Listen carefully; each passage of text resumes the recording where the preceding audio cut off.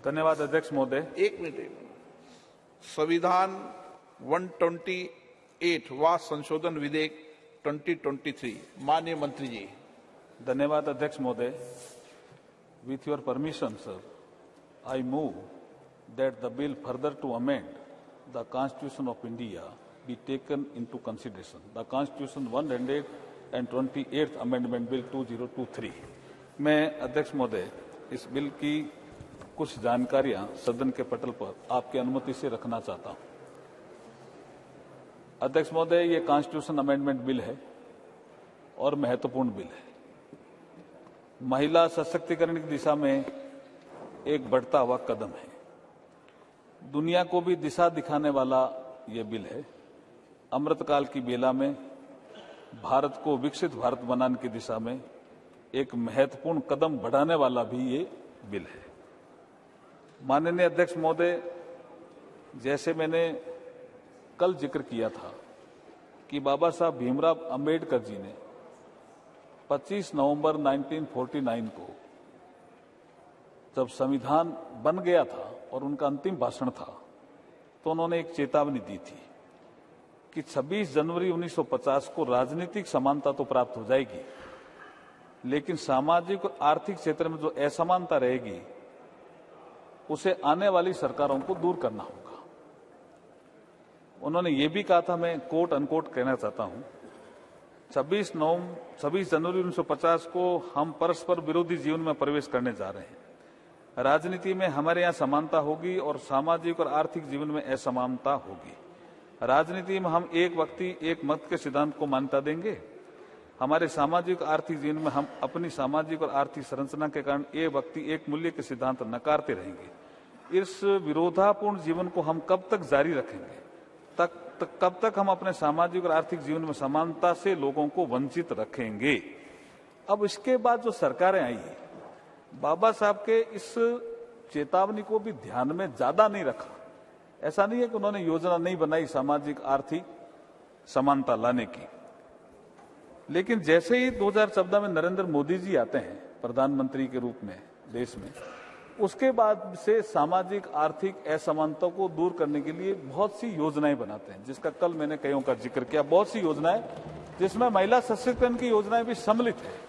अब टॉयलेट बनते हैं, महिला की गरिमा भी बढ़ती है, जो संविधान की प्रस्तावना में कहा हुआ।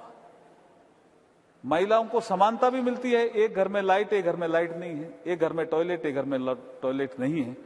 तो ये समानता लाने का अधिकार महिलाओं को सबसे ज्यादा 2014 के बाद इसने स्केल भी बढ़ाया, योजनाओं में बजट भी बढ़ाया और स्पीड भी बढ़ी। इसलिए मैं ये कहना चाहता हूं कि भारत के संविधान की प्रस्तावना में सामाजिक और आर्थिक न्याय का भी उल्लेख है और प्रतिष्ठा और अवसर की समानता का भी उल्लेख है। आज के इस बिल से महिलाओं की प्रतिष्ठा तो बढ़ेगी, अवसर की समानता भी बढ़ेगी, महिलाओं को रिप्रेजेंटेशन मिलेगा। इसके महत्वपूर्ण 4 ऐसे क्लोज हैं जिनका मैं जिक्र करना चाहूंगा कि हम जो इस बिल के माध्यम से अमेंडमेंट कर रहे हैं, इसमें 4 महत्वपूर्ण क्लोज हैं। बाकी जो चर्चा होगी उसके बाद जो विषय आएंगे उसका बाद में उत्तर देने का अवसर मिलेगा, आप देंगे तो मैं दूंगा।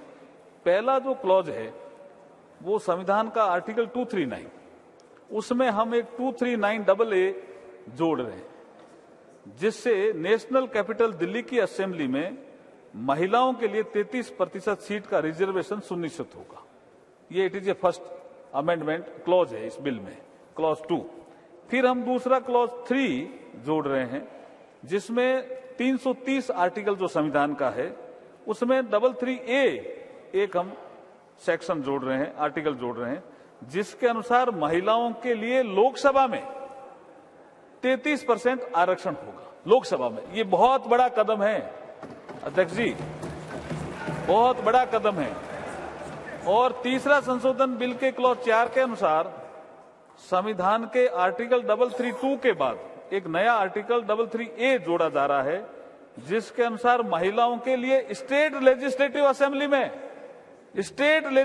असेंबली में 33% सीटों का प्रावधान हम करने जा रहे हैं।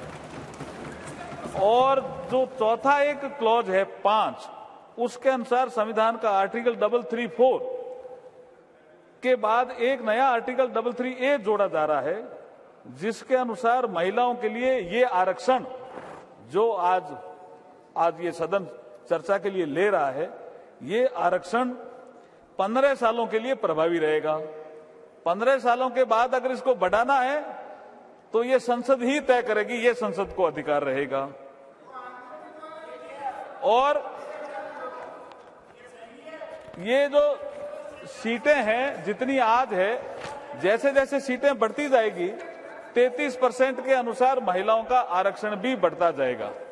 अब मैं थोड़ा सा कि काफी कल भी चर्चा हुई, मैं थोड़ी हिस्ट्री देना चाहता हूं कि भारतीय जनता पार्टी ने अपने राष्ट्रीय कार्यकारिणी की बैठक जो वडोदरा में हुई, उसमें सबसे पहले संशोधन करके महिलाओं को सशक्त करें पार्टी में, इसके लिए 33% महिलाओं से पद भरे जाएंगे, ऐसा निर्णय किया।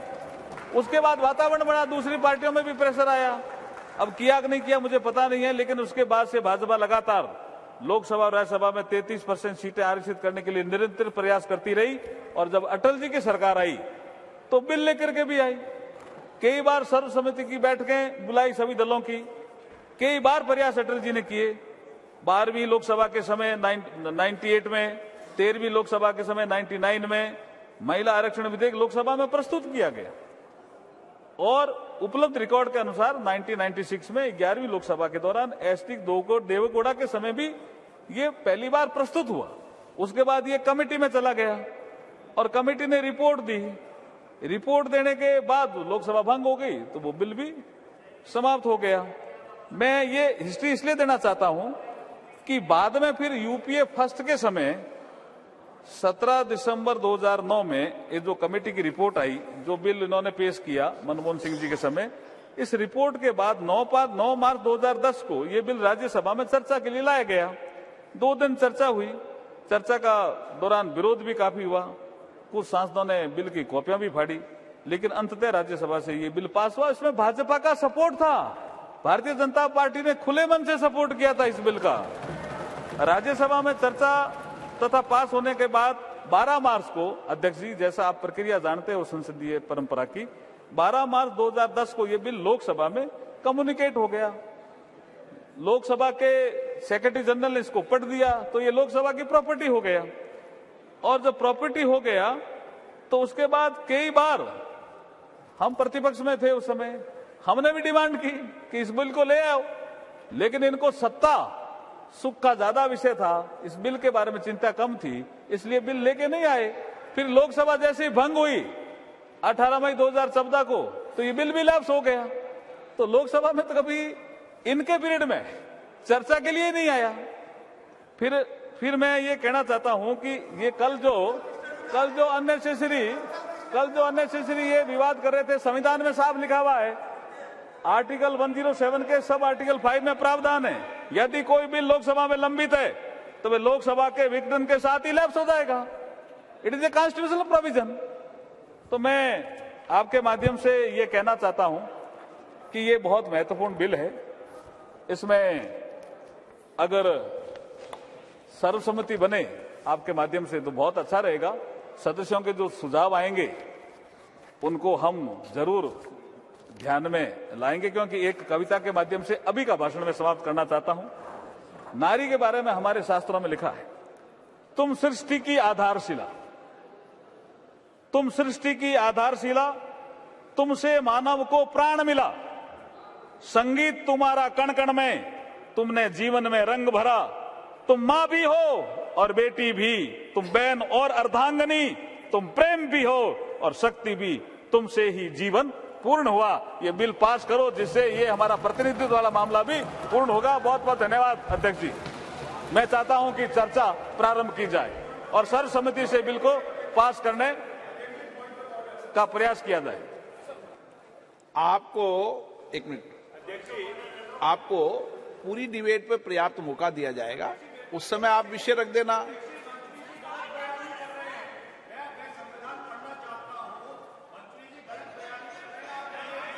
नो, श्रीमती सोनिया गांधी जी।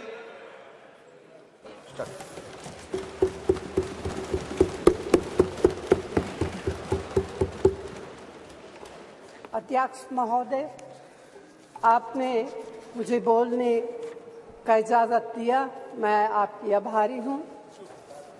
भारतीय राष्ट्रीय कांग्रेस की तरफ मैं नारी शक्ति बंधन अधिनियम 2023 के समर्थन में खड़ी हुई हूँ।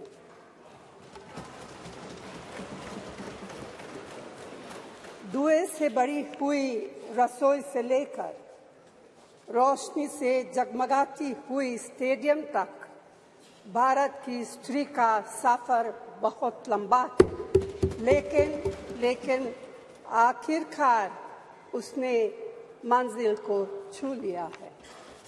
उसने जन्म दिया, उसने परिवार चलाया, उसने पुरुषों के बीच तेज दौड़ लगाई और असीम धीरज के साथ अक्सर खुद को हारते हुए लेकिन आखिरी बाजी में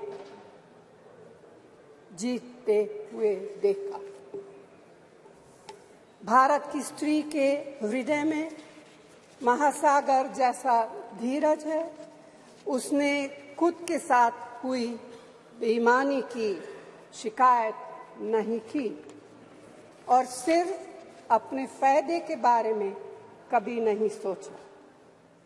उसने नदियों की तरह सबकी भलाई के लिए काम किया है और मुश्किल वक्त में हिमालय की तरह अडिग रही।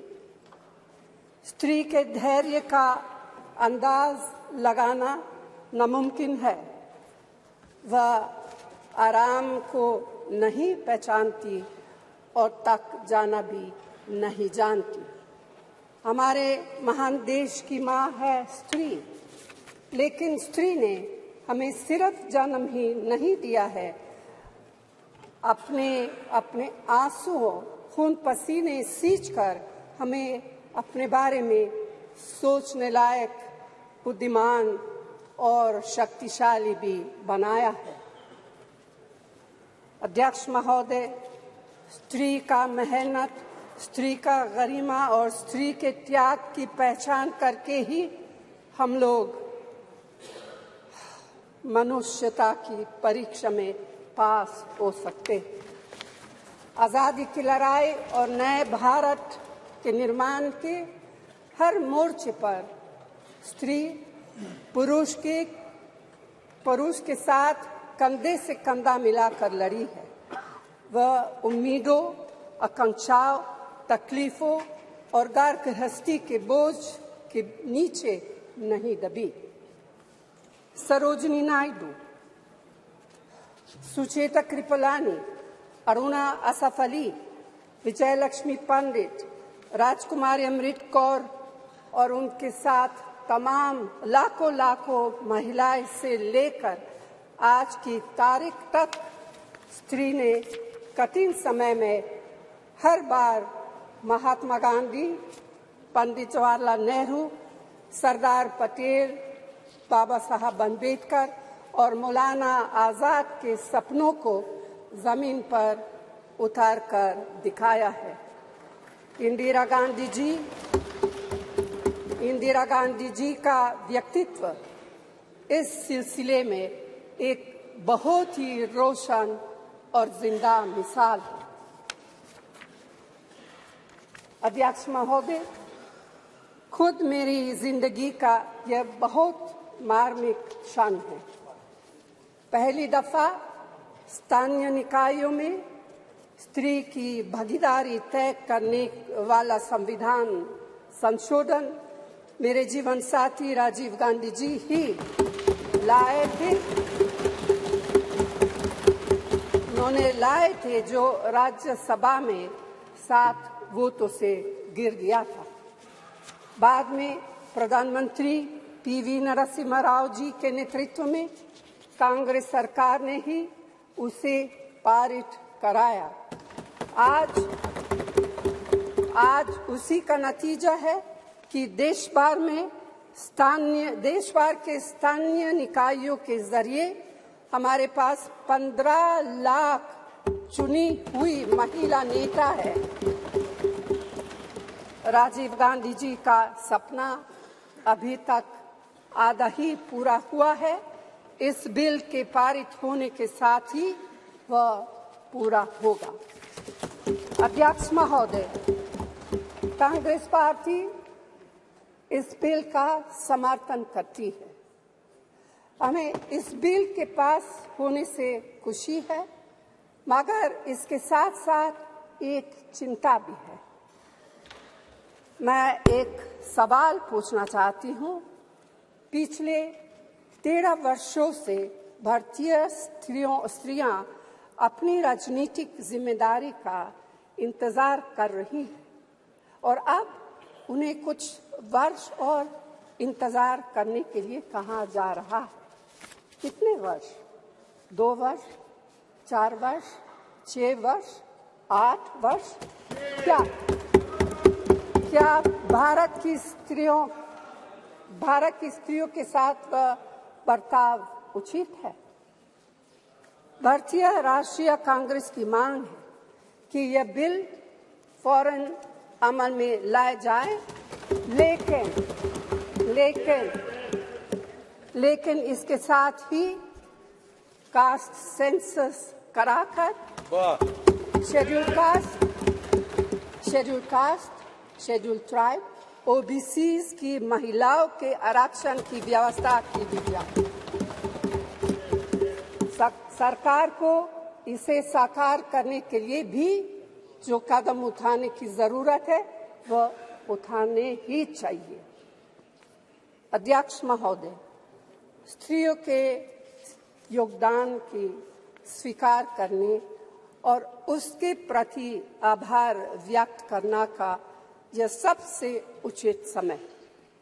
इस बिल को लागू करने में और देरी करना भारत की स्त्रियों के साथ घोर नाइंसाफी है।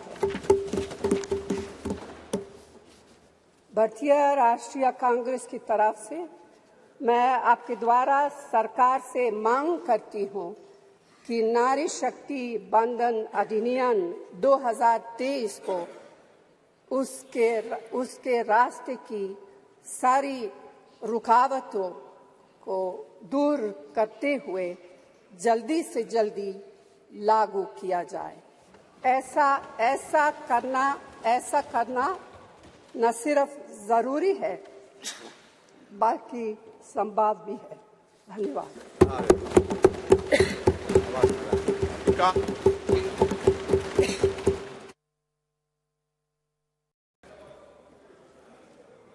धन्यवाद अध्यक्ष महोदय। मैं अपने पार्टी का और इस देश के माननीय प्रधानमंत्री जी शुक्रगुजार हूं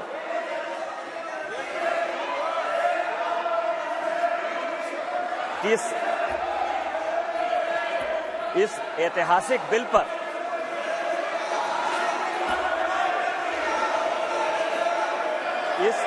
इस ऐतिहासिक बिल पर मुझे बोलने का मौका दिया। सर सी बात कह सकता है, प्लीज बैठिए। नो सर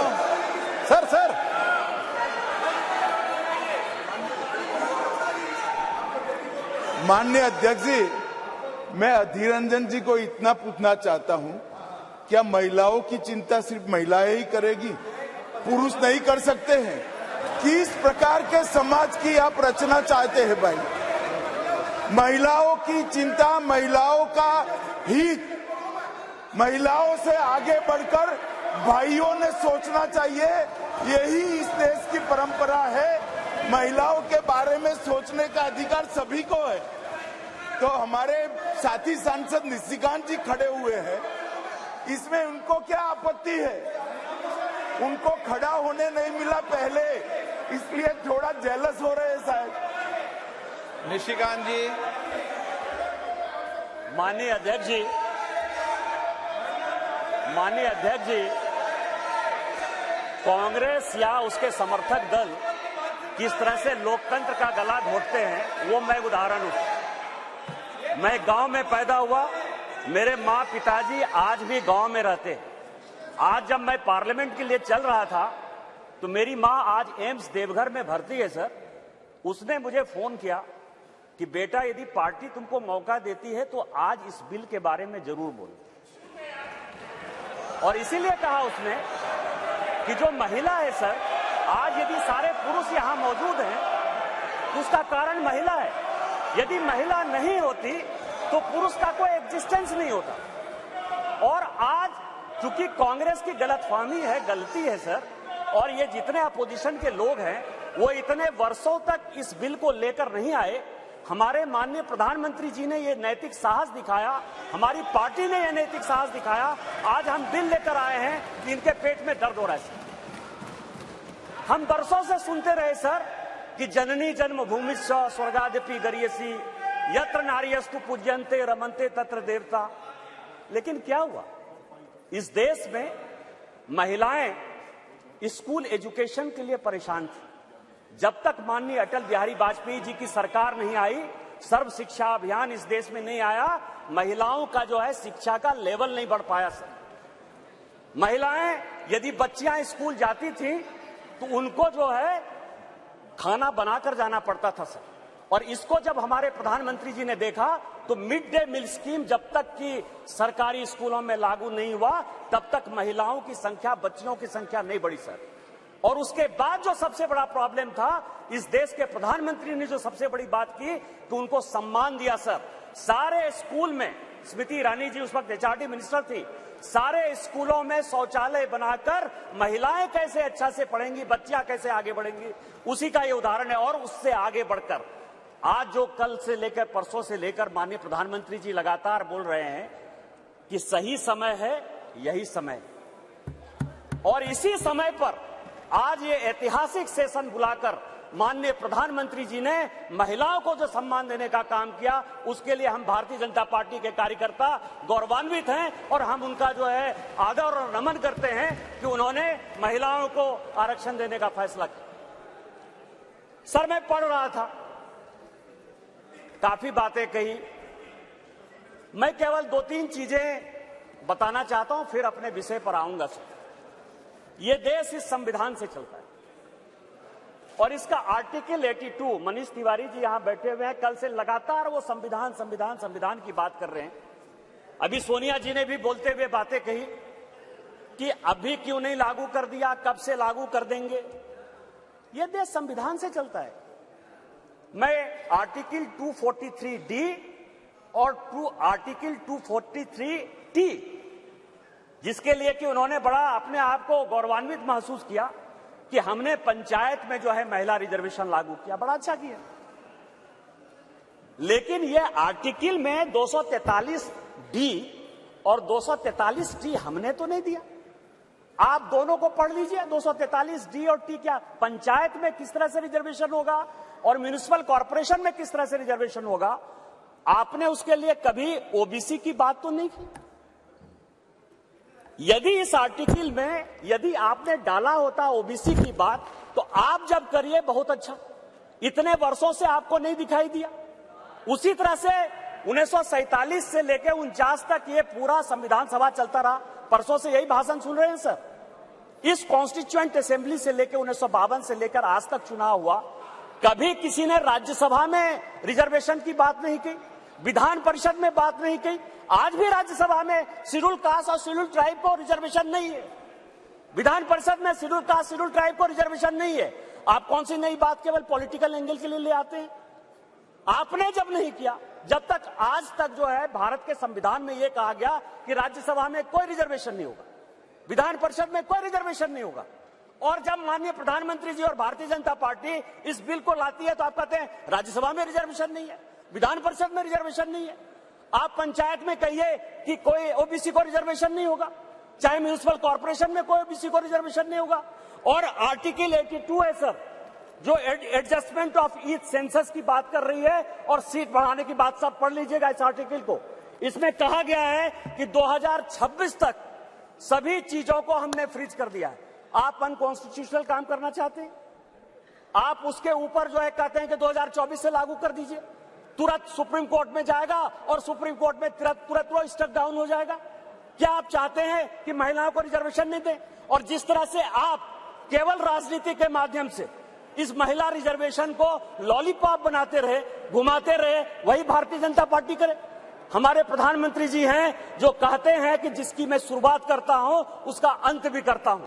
यदि ये महिला रिजर्वेशन यहाँ आया है तो महिलाओं को अधिकार मिलेगा, मिलकर रहेगा, दुनिया की कोई ताकत इसको नहीं रोक सकती है। लेकिन इनके यहाँ क्या दिक्कत है सर? इनके यहाँ सबसे बड़ी दिक्कत है, और अभी जितने स्पीकर बोलने वाले हैं सर, वो स्पीकर 2026 में ये आर्टिकल 82 पढ़िए, संविधान को जो है पढ़िए, जो संविधान में लिखा हुआ है कि सेंसस होगा, सेंसस के बाद डिलिमिटेशन होगा, और डिलिमिटेशन के बाद जो है हम उसको लागू करेंगे। और ये आर्टिकल 82 कह रहा है, ये 82 कह रहा है।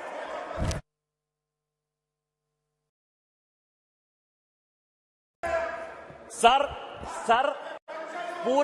पूरे देश दुनिया में कोरोना के कारण लोग मरे, माननीय प्रधानमंत्री जी के कारण आज 140 करोड़ लोग बच गए। इस पार्लियामेंट को चलाने में आप जैसे लोगों को क्या समस्या हुई सर? लोकसभा, राज्यसभा, लॉबी, सभी जगह सांसद बैठकर कानून पास करते रहे। भाई मरता था तो भाई का लाश जलाने के लिए कोई नहीं जाता था, पिता मरते थे तो पिता का लाश जलाने के लिए बेटा नहीं जाता था। उस कोरोना से बचकर हम आए हैं 2 साल के बाद। आपका तो आपने क्यों नहीं कराया? आपने क्यों नहीं कराया? कितने लोग थे जो रोड पर घूम रहे थे? कितने लोग थे जो खाना खिला रहे थे? सारे जगह के ट्रेन बंद थे, सारे जगह की स्थितियां बंद थी। भागलपुर पूरा जो है भारत जो है किस तरह के विकट परिस्थिति में था सर? माननीय प्रधानमंत्री जी 140 करोड़ लोगों को बचा के लाए हैं, और सेंसस जो संवैधानिक चीज है उसको जब हम लागू करेंगे तो ये लागू होगा। आज आप कह रहे हो क्यों नहीं लागू किए? देश में फिर से ये गलत तरह का माहौल पैदा करने की कोशिश कर रहे हैं सर। 2020 और 21 के माहौल के बाद, कोरोना के बाद कैसे सेंसस लागू हो सकता था? कैसे सेंसस हो सकता था? और माननीय गृह मंत्री जी बैठे हैं, हमेशा कहते हैं कि मैं कोई गैर संवैधानिक काम नहीं करूंगा, कोई असंवैधानिक काम नहीं करूंगा। यदि सेंसस होना है तो उसका भी डेट घोषित होगा, सेंसस होगा, डिलिमिटेशन होगा और महिलाओं को रिजर्वेशन मिलेगा। यही तो इस बिल में है 334 से, जिसके बारे में कि माननीय कानून मंत्री जी कह रहे थे सर। लेकिन क्या समस्या है कि ये अपने जो 26 पार्टियों का एक जो घमंडिया गठबंधन बनाया है सर, इंडी अलायंस, उसके सारे नेताओं का मैं भाषण पढ़ रहा था। आज सोनिया जी जब बोल रही थी तो मुझे लग रहा था कि वो राजनीति से ऊपर उठकर बोलेंगी, क्योंकि वो अपोजिशन की आवाज थी। मैं उनका सम्मान करता हूं सर। इस महिला रिजर्वेशन के लिए जिन महिलाओं ने पार्लियामेंट के अंदर और पार्लियामेंट के बाहर सबसे ज्यादा आवाज उठाई, वो बंगाल की गीता मुखर्जी थी और भारतीय जनता पार्टी की सुषमा स्वराज थी। ये दोनों यदि नहीं रहती तो आज ये दिन भी देखने को नहीं मिलता। 33% यदि रिजर्वेशन लोकसभा और विधानसभा में यदि लागू होने वाला है और माननीय प्रधानमंत्री जी लेकर आए हैं इन 2 महिलाओं का, लेकिन सोनिया जी ने अपने पूरे भाषण में न गीता मुखर्जी का जिक्र किया, न सुषमा स्वराज का जिक्र किया। यह किस तरह की राजनीति है? अपना क्रेडिट लेना चाहती हैं कि हमारा बिल है। ये बिल आपका नहीं है। आप जो बिल लेकर आए वो गलत बिल है, और यदि इसके लिए किसी ने आंदोलन किया तो वो गीता मुखर्जी है, वो सुषमा स्वराज है। आपने ये नहीं बोलकर इस महिला बिल में भी राजनीति करने की कोशिश की, और आज का पूरा क्रेडिट जो जीता वो सिकंदर, जो गोल मारता है, यहाँ बंगाल के लोग बैठे हुए हैं, जो गोल मारता है उसी के नाम से गोल मारा जाता है। माननीय प्रधानमंत्री जी गोल मारने को तैयार हैं। ये भारतीय जनता पार्टी का बिल है और ये माननीय प्रधानमंत्री जी का बिल है, आपको ये मानना पड़ेगा। दूसरा सवाल है कि इनके जो अपोजिशन के लोग हैं सर, जो 26 पार्टियों का इंडी गठबंधन बना है, इसमें आप समझिए इनकी भावना कैसे है, महिलाओं के बारे में ये कैसा सोचते हैं? ये सोचते हैं, अब नहीं रहे, इसी सदन के सदस्य थे, राज्यसभा के भी सदस्य थे, इनके पार्टी के बड़े नेता थे अपोजिशन के, वो कहते हैं कि परकटी महिलाएं आ जाएंगी। क्या महिलाओं के लिए इस तरह की बातें होनी चाहिए? दूसरी बात जो है, ये दूसरे नेता जो है 2011 में मैं अध्यक्ष जी आपको दो कहानी बताना चाहता हूं, और ये वर्षों से मेरे मन में था। इस पार्लियामेंट में 2 बार संजोग से मैं 2009 में सांसद बनकर आया। अनुराग ठाकुर जी से लेकर राजनाथ जी सबों के साथ काम करने का मौका मिला सर। 2011 और 2013 में 2 भयंकर घटना हुई इसी वेल में। 2011 में जब 2010 में ये बिल पास हो गया राज्यसभा में, और जब यहां 2011 में जिसको कि ये लागू नहीं करना चाहते थे बिल लेकर आए, और जब बिल उधर से इंट्रोड्यूस हो रहा था तो इन्हीं के सहयोगी दल के सांसदों को इसी कांग्रेस ने इसी वेल में पीटा सर। 2 बिल था, एक महिला रिजर्वेशन का 2011 में, और 2013 में प्रमोशन इन रिजर्वेशन। और प्रमोशन इन रिजर्वेशन में मैं जब बात करूंगा तो ये पूरे के पूरे बेंच खड़े हो जाएंगे सर। यही वी नारायण स्वामी बिल को पेश कर रहे थे। समाजवादी पार्टी के यशवीर सिंह शेड्यूल कास्ट थे सर, ये कहते अधिकार की बात, शेड्यूल कास्ट शेड्यूल ट्राइब की बात करते हैं सर। यही यशवीर सिंह यहां पार्लियामेंट में उस तरफ से गए, वी नारायण स्वामी का उन्होंने बिल खींच लिया। इस पार्लियामेंट में इसी लोकसभा में सर सबसे पहले बिल में यदि उसका कॉलर पकड़ने के लिए कोई आया तो यही मैडम श्रीमती सोनिया गांधी जी थे, और नीरज शेखर वहां खड़े थे, मुलायम सिंह यादव बाहर थे, और मैं वहां से कूद कर टेबल पर आया और मैंने कहा कि आप यहां की तानाशाह नहीं है, आप यहां की रानी नहीं है, इस बेल में आप मारपीट नहीं कर सकते हैं। और इनके जो इतने लेफ्टिनेंट थे बिलास मुतेबार से लेकर सबों ने उनको पीटा। ये दोनों घटनाएं जो है, चाहे महिला रिजर्वेशन का हो चाहे ये प्रमोशन इन रिजर्वेशन का हो, ये पार्लियामेंट है सर, सबको सत्य बोलना चाहिए। और मुलायम सिंह यादव ने कहा यदि बीजेपी नहीं होती तो आज के डेट में हमारे सांसद नहीं बचते। आपने तो सांसदों की हत्या करने की कोशिश की, और उसी दल के साथ, उसी 26 दल के साथ ये आए हैं जिनका की मानसिकता ही नहीं है कि महिला को रिजर्वेशन मिले। चाहे वो राष्ट्रीय जनता दल है, चाहे वो समाजवादी पार्टी है, चाहे इनके सारे मुस्लिम एमपी है, चाहे कोई भी पॉलिटिकल पार्टी जो इनको सपोर्ट कर रही है सर, और उन्हीं के दबाव में ये कानून के विरोध में जाकर, इस संविधान के विरोध में जाकर, और उसके सारे उदाहरण है कि 96 से लेके आज तक क्यों नहीं लागू हुआ, उसी के कारण ये कभी ओबीसी रिजर्वेशन की बात करते हैं, कोटा विद इन कोटा की बात करते हैं, राज्यसभा में जो है उसको अधिकार देने की बात करते हैं, विधान परिषद में क्यों नहीं रिजर्वेशन दिया उसकी बात करते हैं, फिर वो बात करते हैं कि 2024 से क्यों नहीं लागू होगा।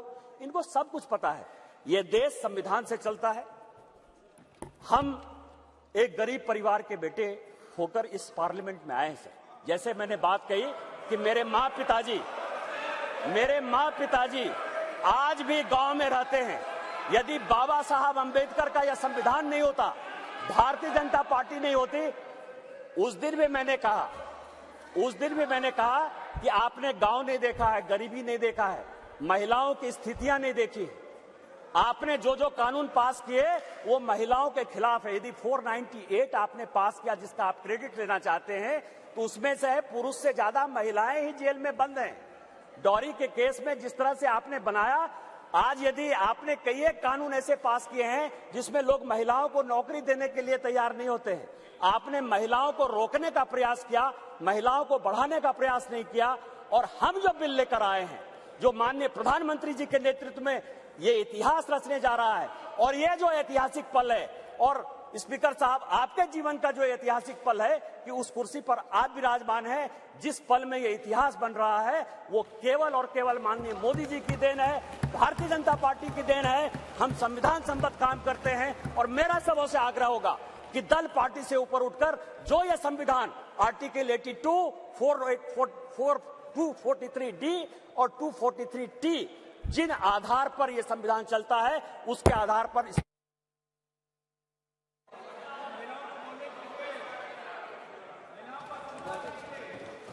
श्रीमती कनिमोझी जी।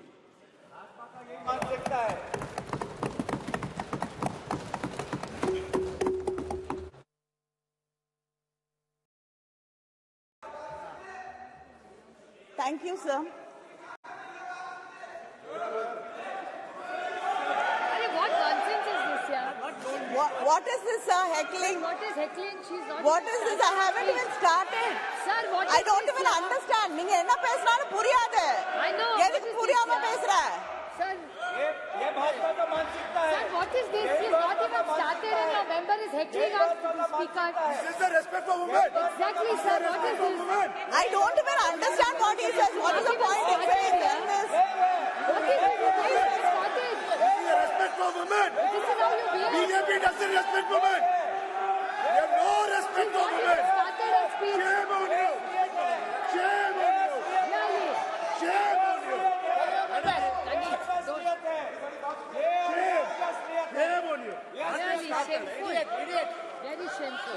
Very shameful. Sir, I stand here and I'm happy to be speaking about the Women's Reservation Bill, and it is one of the very few bills I think most of us would agree on. And we thought this bill will be passed with all of us supporting each other and standing together. But unfortunately, the BJP has taken this also as an opportunity for politicking, and it is very unfortunate.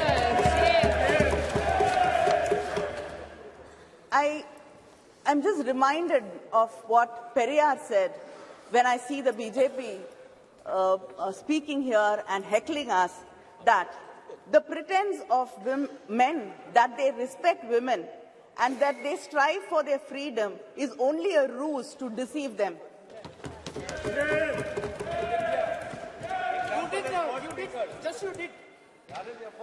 I'd like to quote the former Chilean president, Michelle Bachelet. A better democracy is a democracy where women do not only have the right to vote and to elect, but to be elected. In 1990, after the Montego-Chelmsford reforms were passed, we got the rights to vote, especially in the Madras presidency and the Bombay presidency.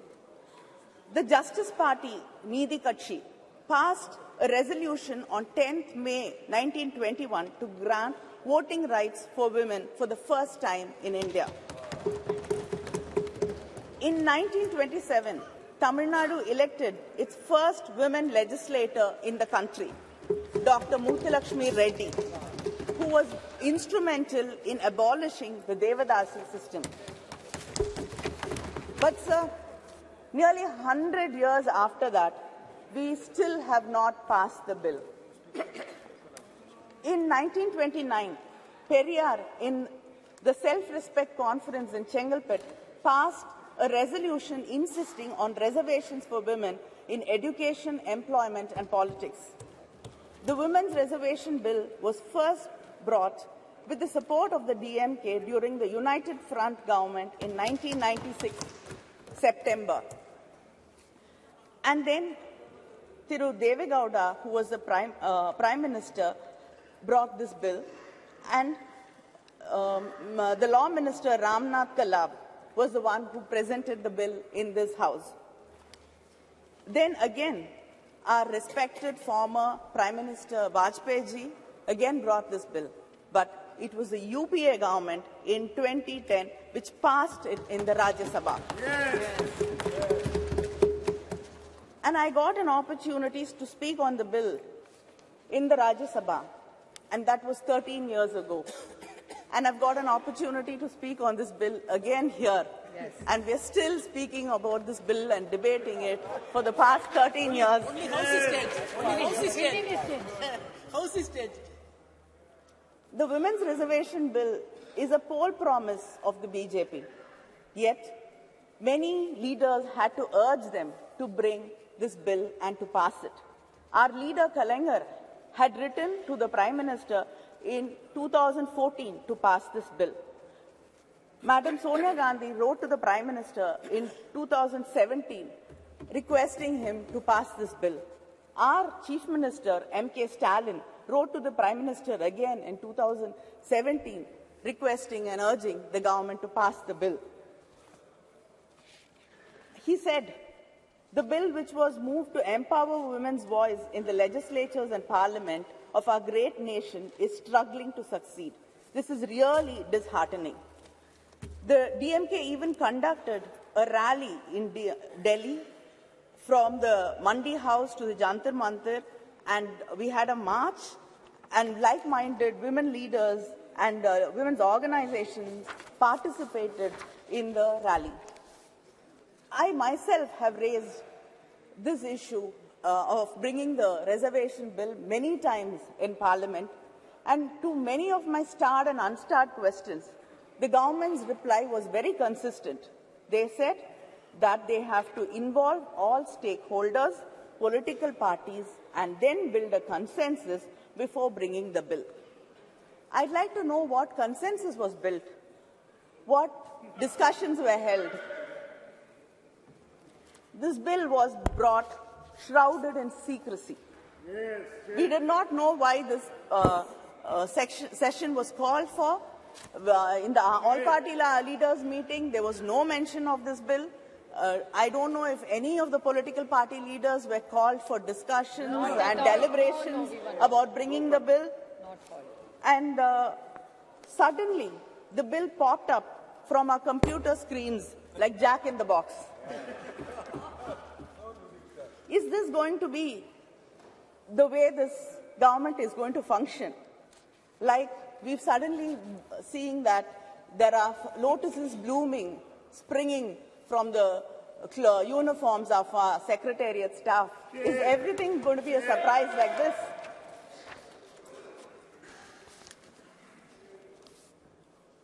In spite of all this, when the Prime Minister mentioned the Women's Reservation Bill, and when our own Megwalji introduced the bill, our minds were so full of happiness, and the lines of Mahakavi Bharati rang in my heart. பட்டங்கள் ஆழ்வதும் சட்டங்கள் செய்வதும் பாரினில் பெண்கள் நடத்த வந்தோம் எட்டும் அறிவினில் ஆணுக்கு இங்கே பெண் இளைப்பிள்ளை தான் என்று கும்மியடி, which if I translate says that we have come to make laws and to rule. Now we are equals and let us cherish it. But then, like the crows and crows of my sisters who are waiting for this bill to be passed, my heart also sank when you said we had to wait for it and we don't know when actually the bill is going to be implemented.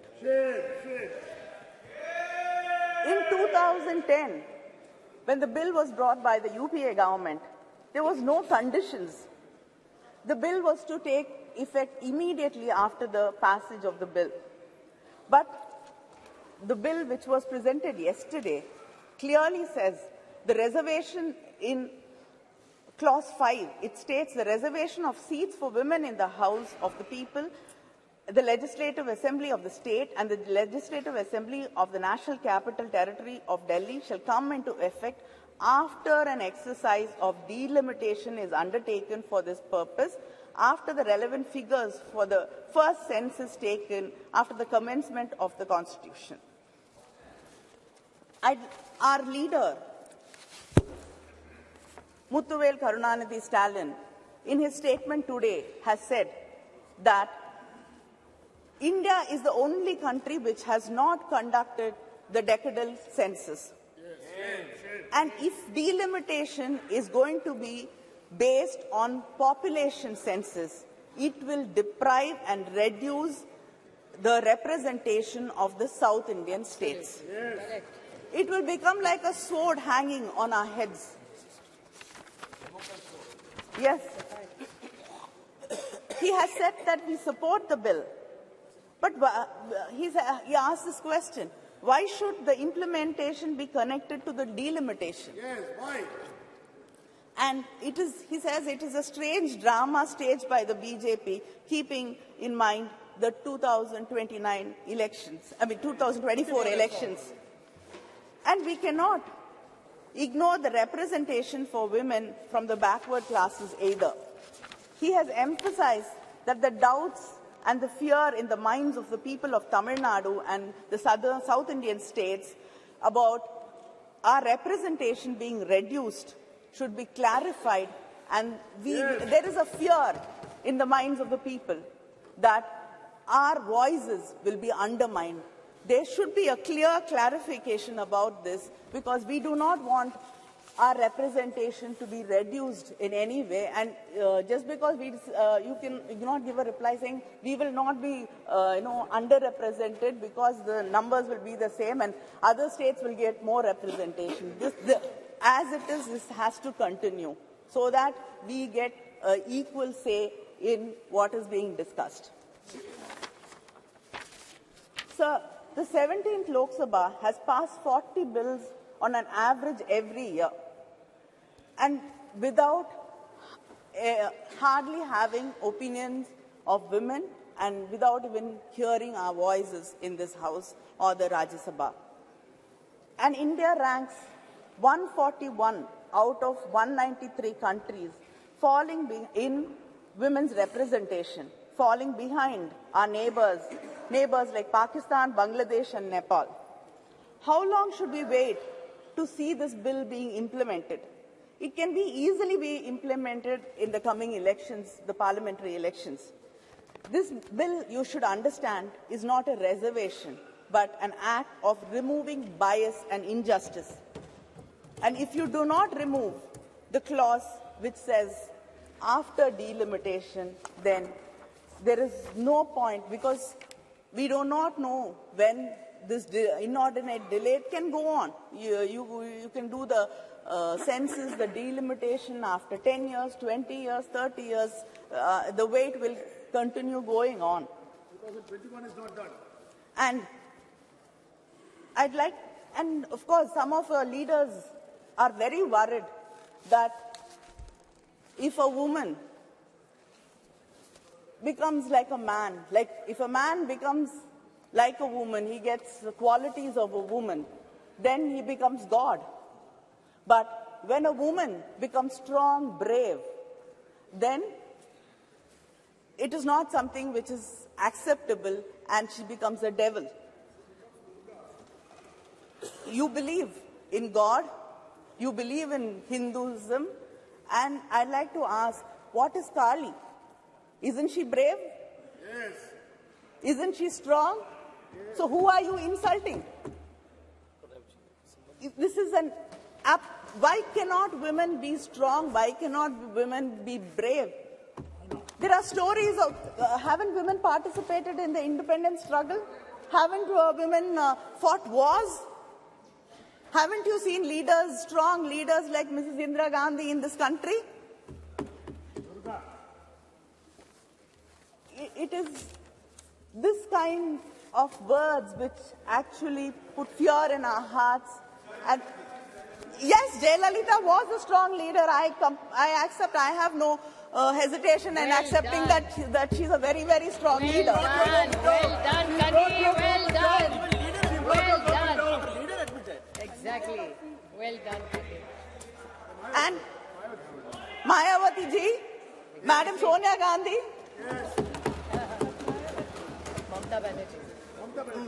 Mamata Banerjee. And the one of the names you often forget is Sushma Swaraj ji. Yes. And I also like to quote what I like to quote what Shri Arun Jaitley ji said when the discussion in Rajya Sabha happened. He said, the argument that men can also ensure justice to women has been weakened. Underrepresentation and discrimination stare us in the face. Politics of tokenism must now evolve into politics of ideas. So please stop this tokenism. And this bill is called Nari Shakti Vandan Bill. Stop saluting us. We do not want to be saluted. We do not want to be put on pedestals. We do not want to be worshipped. We do not want to be called mothers. We don't want to be your sisters, your wives. We want to be respected as equals. Let us get down from the pedestal and walk as equals. We have a right to this country as much as right you have This country belongs to us, this parliament belongs to us, and we have a right to be here. Thank you.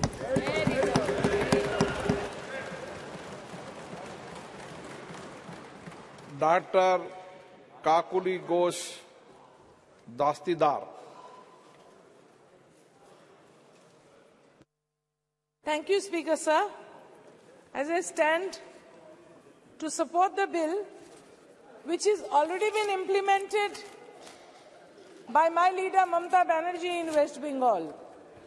West Bengal is the only state in the country which has a female chief minister, I'm sorry to say, in spite of Bharatiya Janata Party having their rule in 16 states. At the moment, we don't have any woman chief minister there.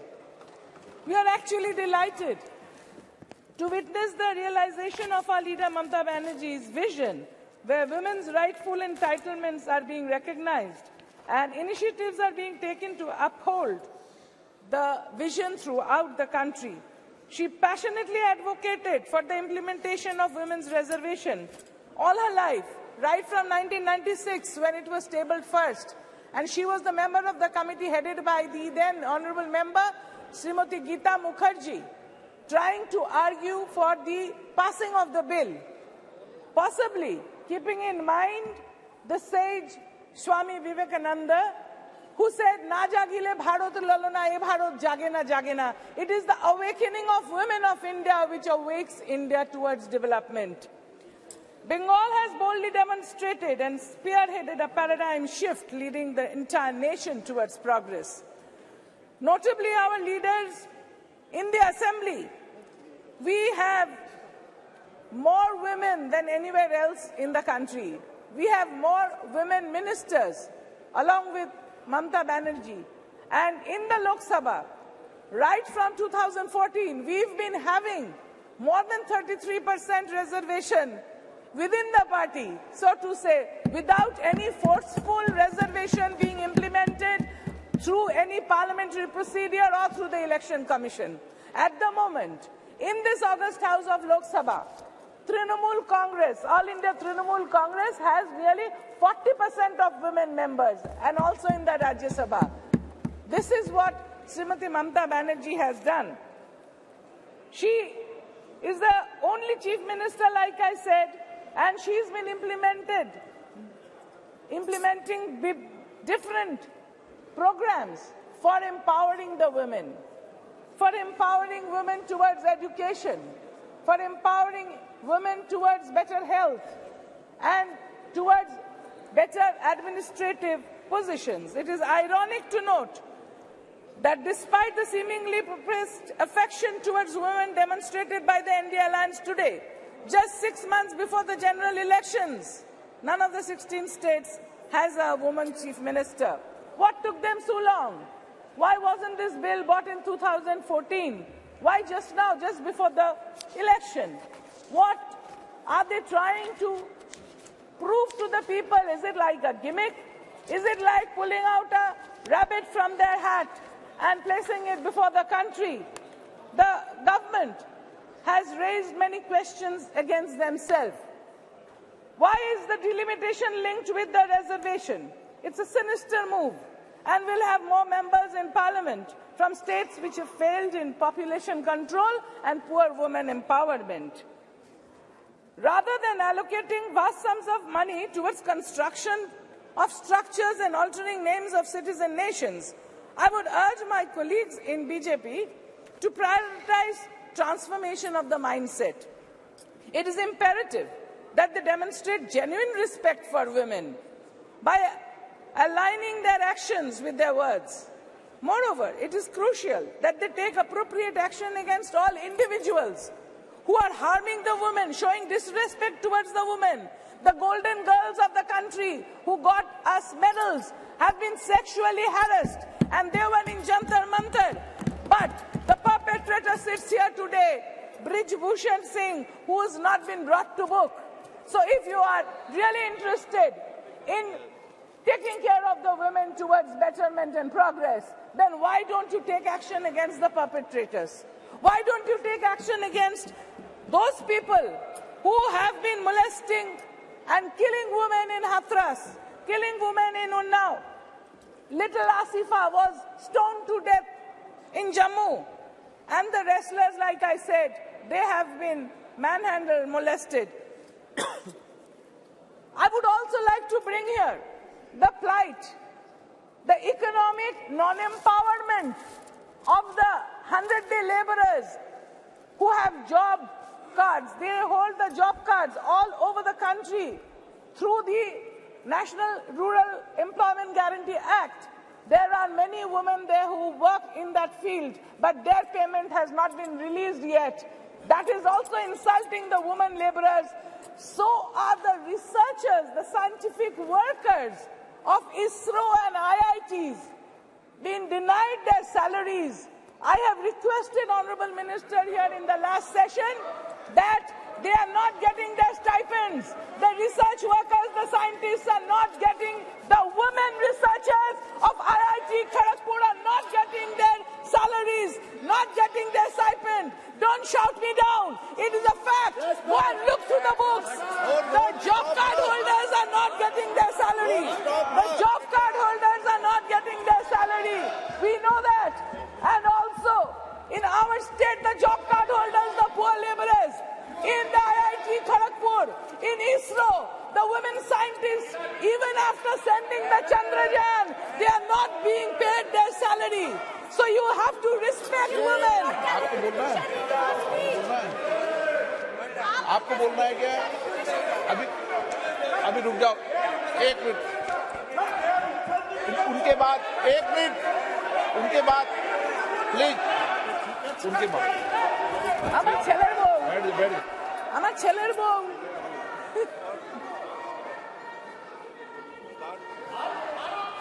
I would like to quote, sir, I would like to quote Bengali poet known all over the world.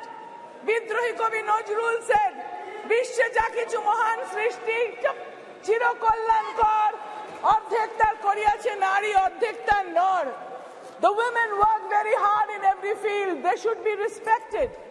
And none other than Vishwakavi Rabindranath Thakur. What did he say? He said, Jodi rakho parshe, sankote sanshaye, sammati dao jodi krotino brote. Like just now my sister here, Kanimoji, was saying, we want equal opportunity, we want equal respect, we want to participate in nation building as equals. Not by looking down upon us, because we are equals and we can perform provided we get support in education, support in healthcare system. What is the budgetary allocation for women's health? This government should tell me and the whole house that what is the extra budgetary allocation for reproductive health of women in the country. The women bear children, men don't. So women should require this extra budgetary allocation for their reproductive health. Do these first before bringing the bill. You have tabled the bill. This bill should have come in 2014. When you came, if you are so much interested for the welfare of the women, not before the election like a gimmick pulling out a rabbit from your hat. Do I believe this bill? Do I believe this house? Do I believe that government here? Or I believe their IT cell chief here, the IT cell chief, he is quoted as saying in 2010, Sonia ji holding the nation to ransom just to fulfill her agenda to see women reservation bill through. Will her MP stand up to her? Again he says, again in 2010 he says, by pushing the women reservation bill, Congress has created another constituency for itself. This one transcends caste and religion. He again says, when we should be talking and moving away from reservation of all kinds, we have a new wave demanding reservation movement. This is the IT cell chief of the Bharatiya Janata Party. You can have it. You again have this. We in certain states have reservation for women in the local bodies. Has it helped the cause of women? He questions whether the women in the local bodies has helped the administration. This is, yes, and he's always being rewarded. He's always maligning everybody in the opposition.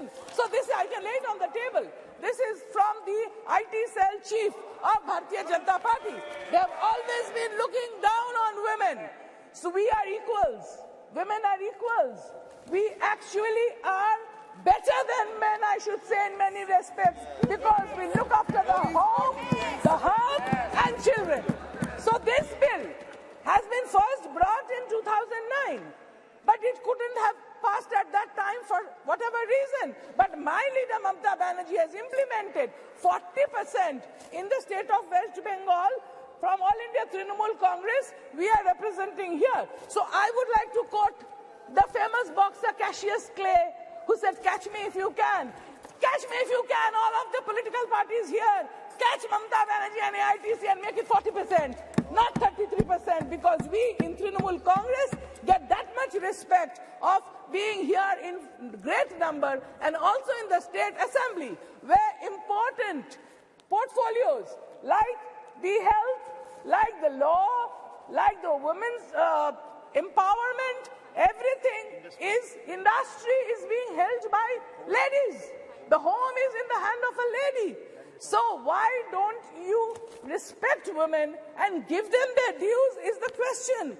And the rest of the country shows so much of atrocity against women, where the NCRB's report says Kolkata registered the least number of rape cases, and out of these 19 major cities of the country, Kolkata has the lowest crime rate against women, whereas the other states have shown, the other states from data from NCRB, I'm not saying, it shows that in Uttar Pradesh, 56,000 cases, followed by Rajasthan, 40,000 cases of molestation, and in Maharashtra, 39,000 and more cases.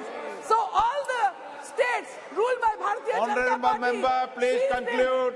Molestation against women, but it is only in Bengal that women are safe. So to keep us safe, this should be implemented and not treated as a gimmick. Thank you, sir. Shri Kiren Rijiju ji. Sir, every member of parliament has a right to make its point on this August House. Every word spoken becomes part of the parliamentary document. ये इस विभाग के मंत्री स्पष्टीकरण दे सकते हैं. Sir, अरे, why are you so intolerant? आप बात कीजिए अपनी. No, sir, every word spoken is a part of the parliamentary document. We should not mislead the House. When Kakuri Datidar was making statement, she made a very serious allegation which is completely misleading. She said that ISRO scientists are not getting regular salaries.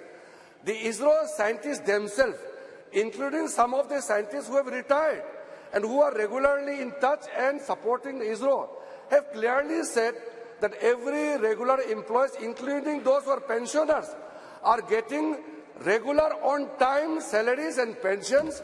And the women scientists of the ISRO have made special mention that Prime Minister Narendra Modi has given the best support to the ISRO, and they have made the country proud. So record must be straight, sir. Shrimati Banga Gita Vishwanath.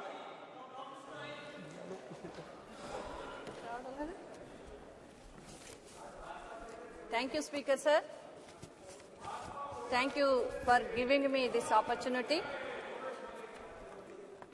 I convey my thanks to our Honorable Chief Minister of Andhra Pradesh, Sri Y.S. Jagan Mohan Reddy Garu. Sir, Bharata Mataki మహిళలందరి తరపున హృదయపూర్వక నమస్కారాలు. మా తెలుగు తల్లి ఆనందపడేలా కొత్త పార్లమెంట్లో భవనంలో మొదటి బిల్లులో మొదటిగా మాట్లాడే అవకాశం నాకు వచ్చింది తెలుగులో. మా లీడర్ లోక్సభ లీడర్ మిథున్ రెడ్డి గారికి హృదయపూర్వక ధన్యవాదాలు తెలియజేస్తున్నాను. సార్, ఎత్ర నార్యంతు పూజ్యంతే రమంతే తత్ర దేవత. స్త్రీలు ఎక్కడ గౌరవించబడతారో అక్కడ దేవతలు ఉంటారు, సమాజం కూడా ముందుకు వెళ్తుందనే ఆర్యోక్తి ఉంది. అట్లాగే బాబాసాహెబ్ అంబేద్కర్ వారు చెప్పినట్టుగా ఒక సమాజాన్ని కానీ ఒక దేశాన్ని కానీ అభివృద్ధి చెందింది, ముందుకు వెళ్ళింది అని చెప్పాలి అంటే మహిళల యొక్క స్థితిగతులను చూసి చెప్పాలి, మహిళలకున్న హక్కుల గురించి చెప్పాలి, మహిళలు అనుభవిస్తున్న పరిస్థితుల గురించి తెలుసుకున్నట్లయితే ఆ దేశం అభివృద్ధి చెందుతుందని చెప్తారు. హృదయపూర్వక ధన్యవాదాలు తెలియజేస్తున్నాం గౌరవనీయులు భారత ప్రధాని శ్రీ నరేంద్ర మోడీ గారికి మహిళా బిల్లు మరి ఈరోజు చర్చకు తీసుకువచ్చినందుకు, ఈరోజు పాస్ చేయబోతున్నందుకు సభ్యులందరి సహకారంతో అందరూ మాట్లాడడం జరిగింది. గౌరవ సభ్యులందరూ కూడా చెప్పడం జరిగింది. 27 సంవత్సరాలుగా పోరాటాలతో, అనేక అడ్డంకులతో, అనేక ఒత్తిడులతో ఈ బిల్లు రాలేకపోయినప్పటికీ కూడా వికసిత్ భారత్ని 2047లో సాధించాలి అంటే నిర్ణయాత్మక విధానంలో మహిళల పాత్ర ఉండాలి అని చెప్పి ప్రధానమంత్రి గారు నిర్ణయించి మరి అందరి సహకారంతో ఈ బిల్లును తీసుకురావడం జరిగింది. మనం చూస్తున్నాం సార్, మరి ఝాన్సీ లక్ష్మీబాయి కానీ, సరోజినీ నాయుడు కానీ, మరి సావిత్రిబాయి పూలే కానీ, అలాగే కందుకూరి వీరేశలింగం రాజ్యలక్ష్మి దంపతులు కానీ వారు ఎంతో కృషి చేయడం జరిగింది. మహిళల ఆర్థిక స్థితులను మెరుగుపరచడానికి, మహిళలను విద్యను మెరుగుపరచడానికి, మూఢనమ్మకాల్ని పారద్రోలడానికి, వితంతు వివాహాలు జరిపించడానికి, మహిళలకి అండదండలుగా ఉండడానికి ఎంతో మంది కృషి చేయడం జరిగింది. మరి దానివల్ల ఎన్నో అవకాశాలు రాను రాను పెరుగుతున్నప్పటికీ కూడా మహిళలకి భాగస్వామ్యం, నిర్ణయాధికారాల్లో భాగస్వామ్యం చేసే విధానం మాత్రం రాకపోవడం ఇప్పటి వరకు కూడా చాలా బాధ కలిగించింది, ఇబ్బంది కలిగించింది. భారతమాత కూడా మరి సంతోషించలేని పరిస్థితులు వచ్చాయి. ఈరోజు మహిళల్ని భాగస్వామ్యం చేయడం ద్వారా అన్ని నిర్ణయాత్మక విషయాలలో భారతదేశంలో మహిళలు ఎన్నో ఇబ్బందుల్ని, మరి ఉన్న ఇబ్బందులన్నీ తొలగించాలి అంటే తప్పకుండా చట్టసభల్లో మహిళలకి అవకాశాలు రావాలి. అప్పుడే అనేక చట్టాలలో మహిళలకి కావలసినది, బాలికలకి కావలసినది, మహిళల్ని ఉన్నతంగా స్థితిలో ముందుకు తీసుకువెళ్ళడానికి అనేక అవకాశాలు రావడానికి అవకాశం ఉంది. 140 కోట్ల జనాభాలో మహిళలు సగభాగం ఉన్నారని మనం చాలా సంతోషంగా చెప్తున్నాం. కానీ మన సెక్స్ రేషియో రేట్ చూసుకున్నట్లయితే చాలా రాష్ట్రాల్లో మరి భారతదేశం యొక్క సెక్స్ రేషియో తీసుకుంటే 940 ఉంది. కానీ కొన్ని రాష్ట్రాల్లో మనం చూసినట్లయితే 795, 800 లోపే ఉండడం అత్యంత బాధాకరం. అంటే ఆడపిల్లని కనడానికి కూడా ఇంకా మూఢనమ్మకాలు అడ్డొస్తున్నాయి, ఇంకా పరిస్థితులు, ఆర్థిక పరిస్థితులు అడ్డొస్తున్నాయి, ఇంకా అవగాహన లేని పరిస్థితులు అడ్డొస్తున్నాయి, ఇంకా పురుషాధిక్య మరి గ్రామాలు, పురుషాధిక్య రాష్ట్రాలు ఉన్నాయి. ఇవన్నీ పోవాలి అంటే, వీటికి సంబంధించిన చట్టాలు తీసుకురావాలంటే తప్పనిసరిగా మహిళలు చట్టసభల్లో ఉండాలి అనేది ఎప్పటి నుంచో వస్తున్న మరి కోరిక. అదేవిధంగా మనం చూసుకున్నట్లయితే ముఖ్యంగా మేము గర్వంగా చెప్పేది, ఆంధ్రప్రదేశ్ రాష్ట్రం ఆడవారిని గౌరవించడంలో ముందుంది అని చెప్పి మేమందరం గర్వంగా కూడా చెప్తా ఉన్నాం. ఎందుచేతనంటే ఇప్పుడు చట్టసభల్లో 33% వచ్చింది. కానీ ఆంధ్రప్రదేశ్ రాష్ట్రంలో జగన్మోహన్ రెడ్డి గారి నాయకత్వంలో ఇప్పటికే స్థానిక సంస్థల్లో ఉన్న రిజర్వేషన్ను మించి 57% మంది ఎంపీటీసీలు, ఎంపీపీలు, జెడ్పీటీసీలు, కార్పొరేషన్ చైర్మన్లు కూడా ఉన్నారు. అంతేకాకుండా నామినేటెడ్ పదవుల్లో ఇప్పటి వరకు భారతదేశంలో ఏ రాష్ట్రంలోని ఇచ్చి ఉండరు. ఆంధ్రప్రదేశ్ రాష్ట్రంలో నామినేటెడ్ పదవుల్లో కూడా 50% మించి మహిళలకి అవకాశం ఇచ్చి వారు కూడా పరిపాలనలో భాగస్వాములు అయ్యే విధంగా మరి ముఖ్యమంత్రి గారు నిర్ణయం తీసుకుని అందరికీ కూడా పదవుల్ని ఇవ్వడం జరుగుతుంది. అంతేకాదు ఈరోజు అమ్మఒడి పేరుతో విధంగా చేయూత ద్వారా, అమ్మఒడి ద్వారా, అదేవిధంగా మహిళలకి విద్యా దీవెన, వసతి దీవెన బిడ్డలకి ఇవ్వడం ద్వారా, మరి తల్లుల్ని ప్రోత్సహించడం ద్వారా, తల్లులకి ఆర్థిక సహకారం ఇవ్వడం ద్వారా మరి మహిళలందరూ కూడా ఆర్థికంగా బలపడడానికి, మరి ఎవరి దగ్గర చేయచాచకుండా వారి ఆత్మగౌరవంతో బతకడానికి ఒక మంచి అవకాశం ఈ రోజు ఆంధ్రప్రదేశ్ రాష్ట్రంలో ఉంది. అంతేకాదు ఇక్కడ ఒక విషయాన్ని నేను ప్రస్తావించదలిచాను. మరి మనం చూస్తే మ్యారేజ్ అయితే గృహిణి అంటారు, హౌస్ వైఫ్ అంటారు. కానీ మహిళకి హౌస్ వైఫ్ అని పేరే గాని అమ్మగారి హౌసో భర్త గారి హౌసో ఉంటుంది తప్ప తనకి సొంత హౌస్ ఎక్కడా కూడా ఉండని పరిస్థితులు ఉన్నాయి. కానీ జగన్మోహన్ రెడ్డి గారు ఇచ్చిన 30 లక్షల పట్టాలతో ప్రతి ఒక్క మహిళ కూడా ఈ రోజు గృహిణి పేరు సార్థకమయంగా అందరికీ గృహాలు రావటం జరిగింది. అంతేకాకుండా ఆస్తి హక్కు ఉంది మహిళలకి, ఆస్తి హక్కు చట్టాల్లో ఉంది, కానీ ఆస్తులు లేవు.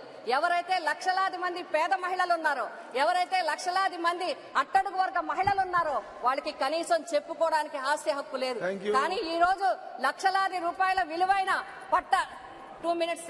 లక్షలాది విలువైన పట్టాలని ఇవ్వడం ద్వారా మరి ఈ రోజు అట్టడుగు మహిళలు కూడా లక్షలాది రూపాయలకి ఆస్తిని సంపాదించుకునే విధంగా ఉంది. ఈ అన్నిటి ద్వారా మహిళలకు ఒక ధైర్యం వచ్చింది, మహిళలకు ఆత్మస్థైర్యం వచ్చింది, మహిళలకు ఒక ఆర్థిక స్వాతంత్రం కూడా వచ్చింది. కాబట్టి మేమందరం కూడా హృదయపూర్వకంగా మా అందరి తరపున, మా పార్టీ తరపున మేమందరం కూడా ఈ మహిళా బిల్లుకి సపోర్ట్ చేస్తున్నాం. రాబోయే కాలంలో ఏ విధంగా అయితే ఎస్సీ ఎస్టీ వర్గాలకి రిజర్వేషన్స్ ఉన్నాయో అదే విధంగా అట్టడుగు వర్గాలకి ఓబీసీస్ కూడా, మహిళలకి ఓబీసీస్ కి కూడా రిజర్వేషన్లు ఇవ్వడం ద్వారా మరి మహిళలకు కూడా చేయూతనివ్వాలి వెనుకబడ్డ వారికి. ఇంకొక విషయం చివరిగా ఇంకొక విషయం ఏంటంటే మరి ఈ బిల్లును కూడా త్వరితగతిని డీలిమిటేషన్, సెన్సస్ ఇవన్నీ కూడా యుద్ధ ప్రాతిపదికన చేయించి, ఎందుకంటే మహిళలు ఈ రోజు జనాభాలో సగభాగం ఉన్నారు. 50% రిజర్వేషన్ కి డిజర్వ్డ్ గా ఉన్నారు మహిళలు ఈ రోజు. అటువంటి మహిళలకి 33% వస్తుంది. మాకు సంతోషంగా ఉంది. ముందు రాబోయే రోజుల్లో కూడా మరింత ఇవ్వాలి. 2024 ఎన్నికల్లోనే మహిళా బిల్లు అమలయ్యేలా చూడాలని చెప్పి హృదయపూర్వకంగా కోరుతున్నాను. Thank you sir. Shri Rajiv Ranjan Singh जी।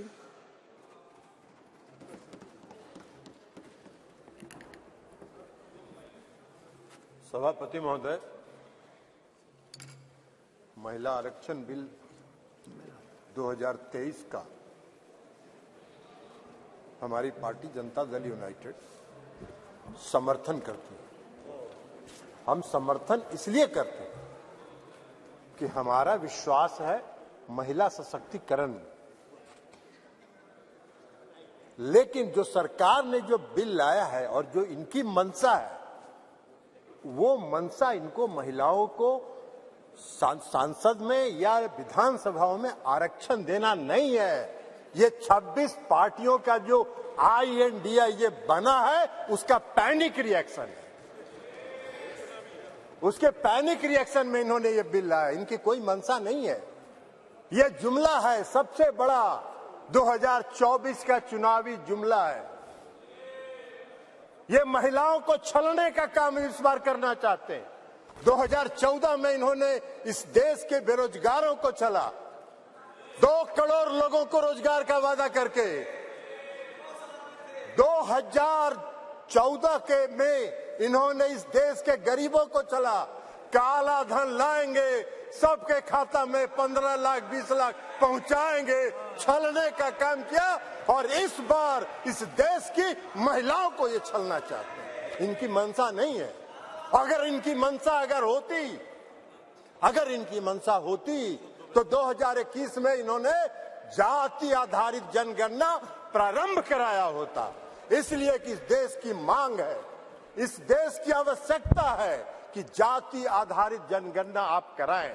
और इस सदन में मांग होती रही, आप नहीं कराए, इसलिए कि आपको कराना नहीं।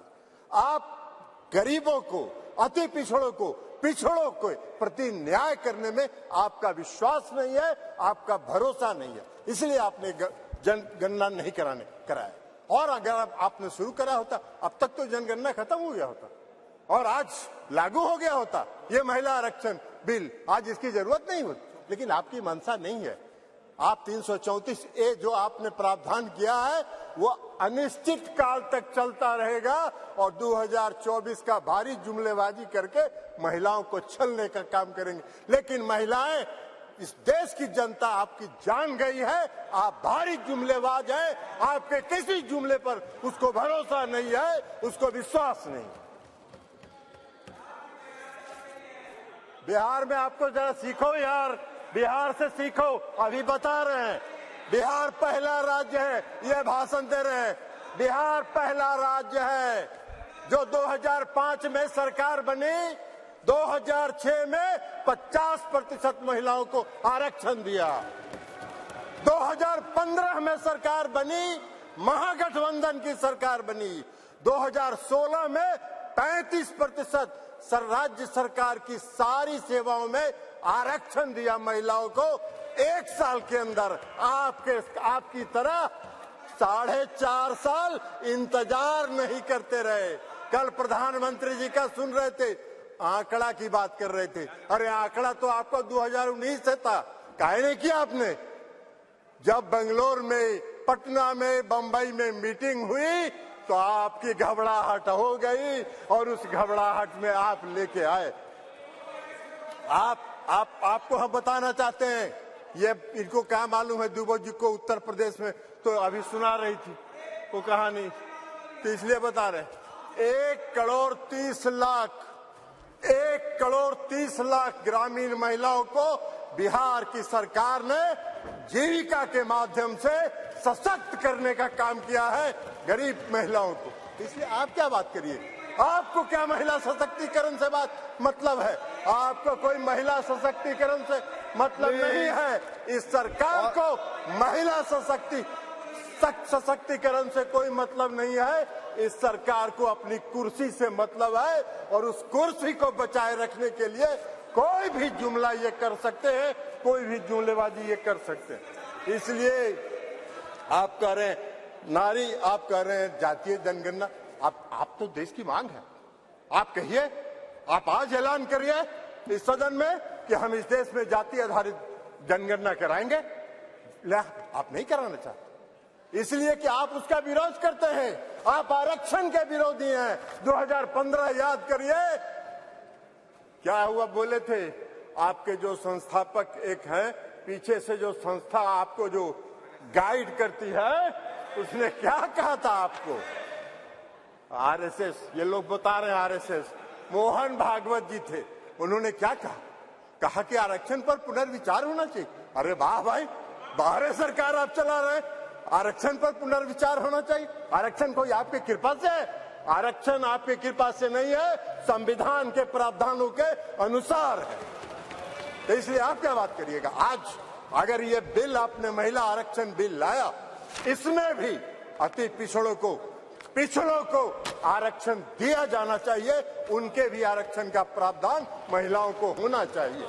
हम लोगों ने किया है, हम लोगों ने अति पिछड़ों को 20% का आरक्षण दिया है बिहार में, पंचायती राज व्यवस्था में, नगर निकाय में एकल पद पर दिया है, एकल पद पर आरक्षण दिया है। ये क्या बात करेंगे, ये भी प्रवचन दे रहे हैं, एकल पद पर मिला है। और अभी जब राज्य की सरकार ने, बिहार की सरकार ने जब जाति आधारित गणना कराने का फैसला किया तो सुप्रीम कोर्ट में केंद्र सरकार उसके विरोध में खड़ी हो गई और सुप्रीम कोर्ट उसका विरोध कर रही है। ये इनका चेहरा है, ये इनका चेहरा है। और ये बात करते हैं नारी शक्ति का जो नारी शक्ति बंधन की बात करते हैं, बंधन की बात। अरे अपना बंधन कर रहे हैं आप अपना बंधन कर रहे हैं, अपने कुर्सी का बंधन कर रहे हैं, अपनी सत्ता का बंधन कर रहे हैं, अपनी सत्ता को बचाने का बंधन आप कर रहे हैं। आप वादा करते हैं, आप 2014 में वादा किए और आपके गृह मंत्री जी ने कह दिया ये जुमला होता है, चुनाव में इसी तरह चलता रहता है। आज आप बात करिएगा नारी शक्ति बंधन का, 2024 के बाद कहिएगा अरे ये तो जुमला होता है, ऐसे ही चलता है चुनाव। यही आपका चरित्र है और यही आपकी मंशा है। इस देश की जनता आपके चेहरे को पहचान गई है, आपको पहचान गई है, आपके झांसे में नहीं पड़ने वाली है। आपको सत्ता से 2024 में मुक्त होगा। वो भय आपको सता रहा है, वो भय आपको सता रहा है और इसलिए ये बिल आप लेके आए हैं, इसलिए इससे कुछ नहीं होना है। और इसे कहते हुए मैं इस बिल का समर्थन करता हूं और इस बिल का समर्थन करते हुए अपनी बात समाप्त करता हूं। श्रीमती राजश्री मलिक जी, श्रीमती राजश्री मलिक जी प्लीज।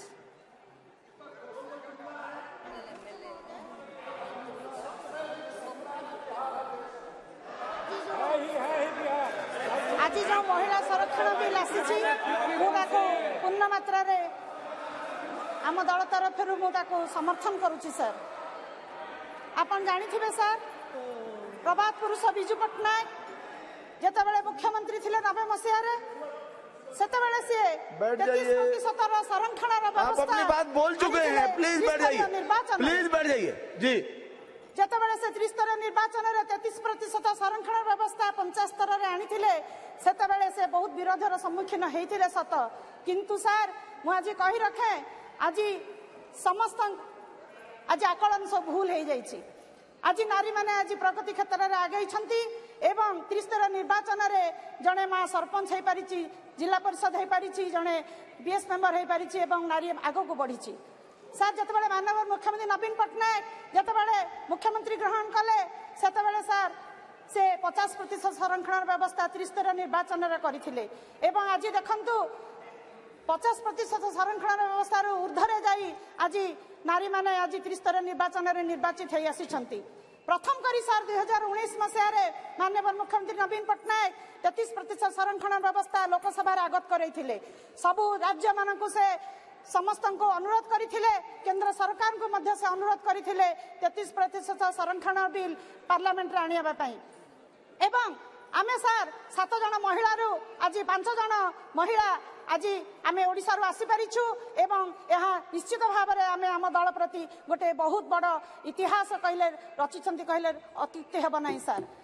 आज आपण माने देखिबे सर नारी आज बहुत आग को बढ़ी सर एवं आज माननीय मुख्यमंत्री जो चिंताधारा गोटे नारी आग को गले देश सशक्त हेब ए राज्य आग को बढ़ आज आग को बढ़ी।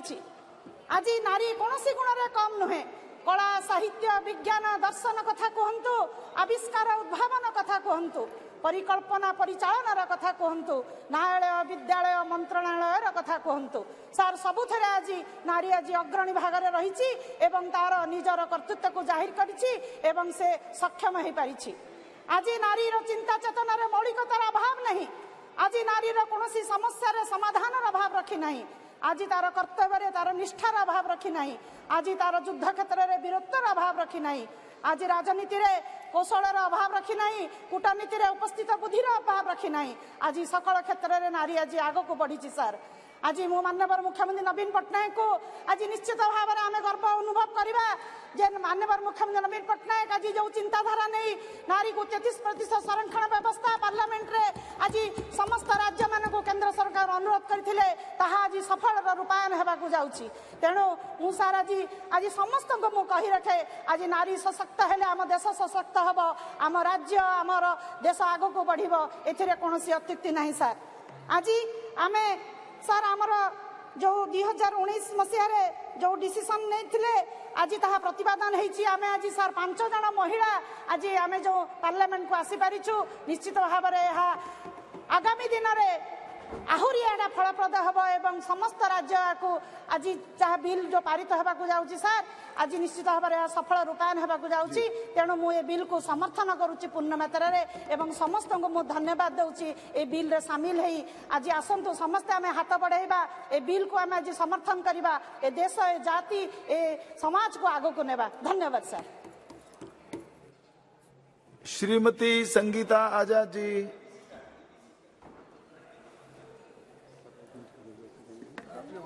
राष्ट्रपति महोदय, जो आपने मुझे महिला आरक्षण विधेयक 2023 पर बोलने का मौका दिया, मैं आपके साथ साथ अपनी पार्टी बहुजन समाज पार्टी की मुखिया बहन कुमारी मायावती जी का भी बहुत बहुत आभार व्यक्त करती हूँ।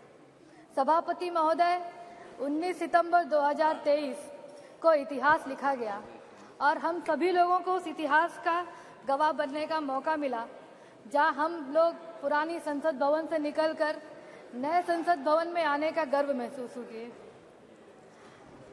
सभापति महोदय, हम नए सांसद जो 2019 में चुनकर आए, हम लोगों की शुरुआत पुराने संसद भवन से हुई और हम सभी लोग अपने कर्तव्यों का स्मरणीय यादें लेकर नए उमंग, नई उम्मीद और नए कर्तव्यों का संकल्प लेकर हम सभी लोग नए संसद भवन में आने का काम किए हैं। और यहाँ आते ही माननीय प्रधानमंत्री जी द्वारा नारी शक्ति वंदन अधिनियम को सदन के पटल पर रखा गया, जिसकी मांग दशकों से थी और बहुजन समाज पार्टी ने कई बार, और मैंने स्वयं भी इस महिला आरक्षण विधेयक की मांग को कई बार सदन के पटल पर रखने का काम किया है। मैं और मेरी पार्टी बहुजन समाज पार्टी इस बिल का पूरे दिल से समर्थन करते हैं। सभापति महोदय, ये बाबा साहब डॉक्टर भीमराव अंबेडकर की देन है और उनकी आधुनिक और प्रगतिशील सोच का नतीजा है कि जब संविधान की रचना की जा रही थी, तब बाबा साहब ने सर्व समाज की महिलाओं को, जिनको पढ़ने लिखने, धन संपत्ति रखने का अधिकार नहीं था, उनको संविधान में सम्मान देने का काम किया। बाबा साहब ने जहां हमको एक वोट का अधिकार दिया, वहीं मान्यवर कांचीराम साहब ने उस एक वोट की कीमत को दलित, शोषित, वंचित वर्गों को समझाने का काम किया और उस समय यह नारा भी चला कि कांचीराम तेरी नेक कमाई, तूने सोती कौम जगाई। आज बाबा साहब और मान्यवर साहब कांचीराम साहब की ही देन है, जिसके कारण हम जैसे वंचित समाज की महिलाओं को लोकसभा और राज्य की विधानसभाओं में जाने का मौका मिला और अपने समाज का प्रतिनिधित्व करने का मौका मिला। यह बिल आने से देश की महिलाओं को नई ऊर्जा मिली है। महिलाओं को सम्मानित और सुरक्षित खुद को महसूस करने का मौका मिला है। आज जहां 21वीं सदी में हम चांद पर उतरने का श्रेय महिला वैज्ञानिकों को देते हैं, वहीं सीमा सुरक्षा बल से लेकर लड़ाकू विमान उड़ाने तक और होम मेकर से लेकर किंग मेकर बनाने तक का श्रेय महिलाओं को जाता है। यह विधेयक महिलाओं को राजनीतिक क्षेत्र में प्रवेश करने के लिए और उत्कृष्टता हासिल करने के लिए आवश्यक प्रोत्साहन प्रदान करता है। यह न केवल प्रेरित करता है, बल्कि रूढ़िवादिता को चुनौती देता है, नेतृत्व कौशल विकसित करता है और साथ ही एक सहायक वातावरण तैयार करके जहां महिलाएं आगे बढ़ सके, इसकी योजना बनाता है। अध्यक्ष जी, इस विधेयक का हम समर्थन करते हैं, लेकिन बहुजन समाज पार्टी की कुछ मांगे हैं जिसको हम चाहते हैं कि इस विधेयक में सम्मिलित किया जाए। मैं आपके ध्यान में लाना चाहूंगी कि NFHS 5 के अनुसार भारत की जनसंख्या के प्रति 1000 पुरुष पर 1020 महिलाएं हैं। इसलिए लोकसभा व राज्य की विधानसभाओं में 33% आरक्षण के बजाय 50% आरक्षण दिया जाए और इस आरक्षण को राज्यसभा और राज्य की विधान परिषदों में भी लागू किया जाए। महिला आरक्षण में SC/ST के साथ OBC वर्गों के आरक्षण को भी सुनिश्चित किया जाए, ताकि जब तक समाज में असमानता रहेगी तब तक आरक्षण को लागू करना अनिवार्य रहेगा और सामान्य सीट पर SC/ST OBC की महिलाओं को मौका नहीं मिल पाएगा।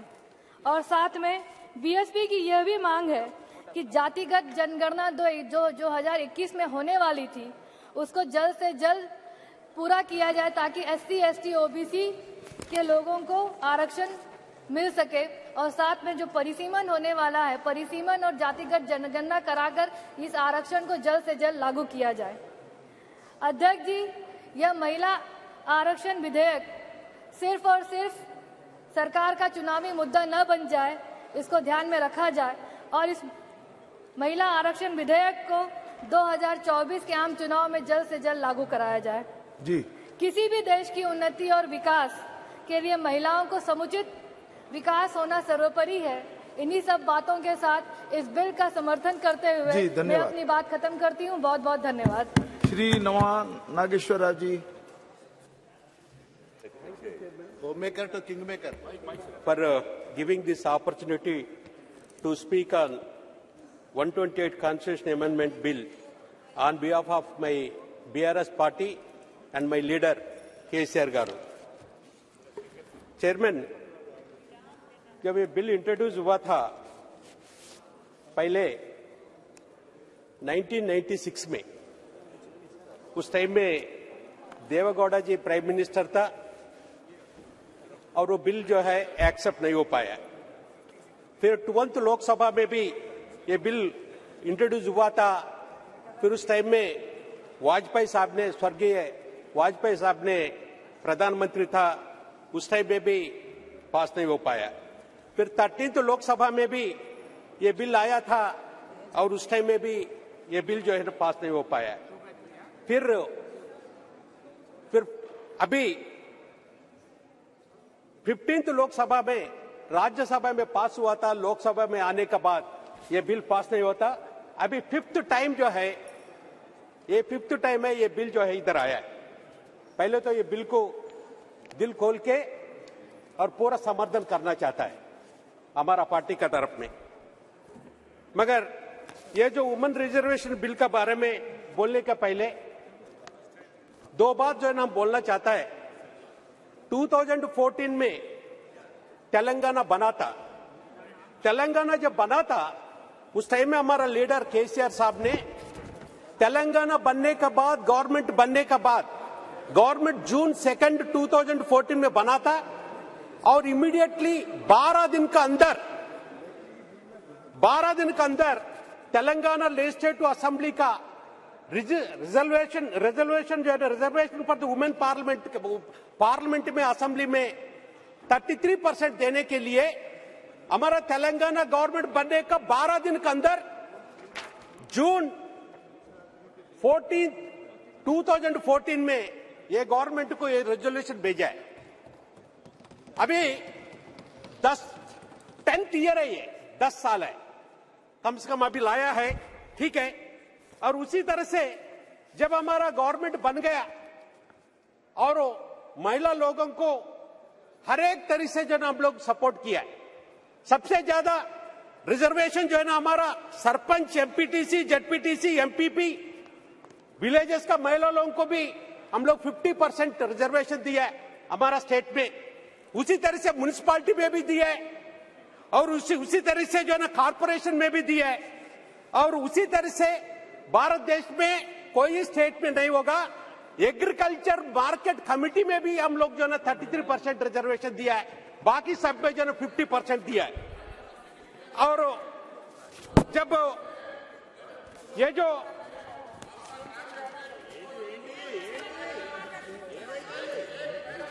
सर